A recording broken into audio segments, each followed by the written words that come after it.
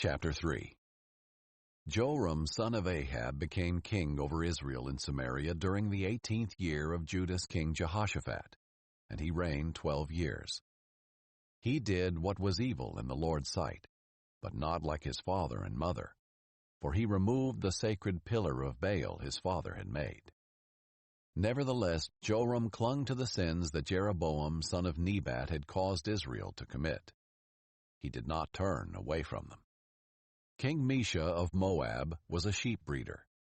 He used to pay the king of Israel 100,000 lambs and the wool of 100,000 rams.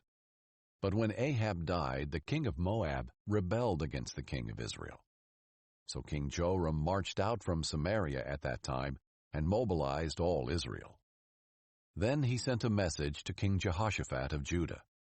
"The king of Moab has rebelled against me. Will you go with me to fight against Moab?" Jehoshaphat said, "I will go. I am as you are, my people as your people, my horses as your horses." He asked, "Which route should we take?" He replied, "The route of the wilderness of Edom."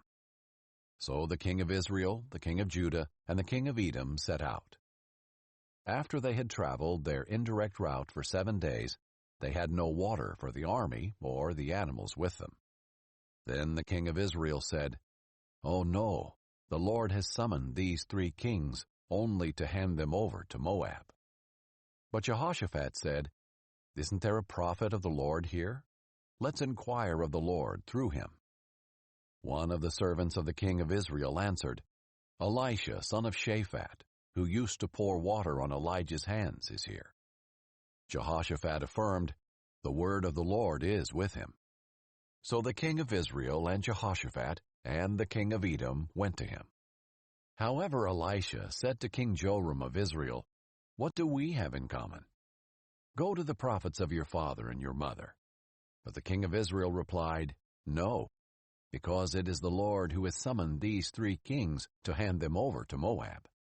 Elisha responded, "By the life of the Lord of armies, before whom I stand, if I did not have respect for King Jehoshaphat of Judah, I wouldn't look at you. I would not take notice of you. Now bring me a musician." While the musician played, the Lord's hand came on Elisha. Then he said, "This is what the Lord says.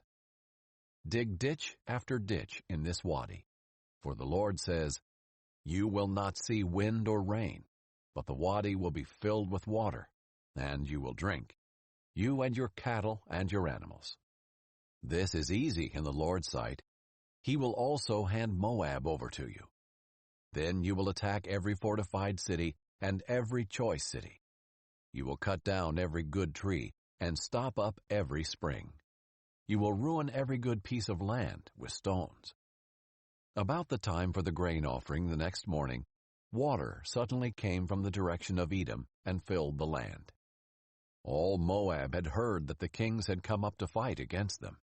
So all who could bear arms, from the youngest to the oldest, were summoned and took their stand at the border. When they got up early in the morning, the sun was shining on the water, and the Moabites saw that the water across from them was red like blood. "This is blood," they exclaimed. "The kings have crossed swords, and their men have killed one another. So, to the spoil, Moab." However, when the Moabites came to Israel's camp, the Israelites attacked them, and they fled from them. So Israel went into the land attacking the Moabites. They would destroy the cities, and each of them would throw a stone to cover every good piece of land. They would stop up every spring and cut down every good tree. This went on until only the buildings of Kirareseth were left. Then men with slings surrounded the city and attacked it. When the king of Moab saw that the battle was too fierce for him, he took 700 swordsmen with him to try to break through to the king of Edom, but they could not do it. So he took his firstborn son, who was to become king in his place, and offered him as a burnt offering on the city wall. Great wrath was on the Israelites, and they withdrew from him and returned to their land.